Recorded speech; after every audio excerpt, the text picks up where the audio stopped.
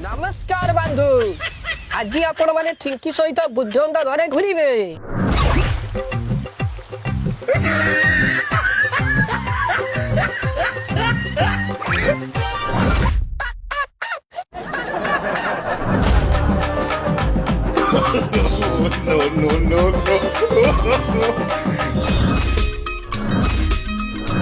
रत्नगिरी को आसीगली ଯେଉଁଠାରେ ପୁରୁଣା ମନ୍ଦିର ଓ ପୁରୁଣା ଦୁନିଆ ବଞ୍ଚି ଅଛି।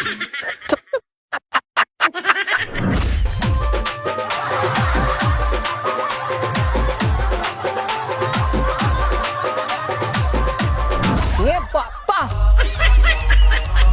ଏତେ ସିନି ଲାଗୁଛି ମୋ ଚଣି ବାଟି ଯିବ ନା ଏଇ ଗେଟ୍ ଆଡେ ବୁଦ୍ଧଜୀ ବସୁଥିଲେ ମତେ ଲାଗୁଛି ସେ ମୋତେ ମୋ ଉପରେ ବ୍ଲକ୍ କରୁଥିଲେ।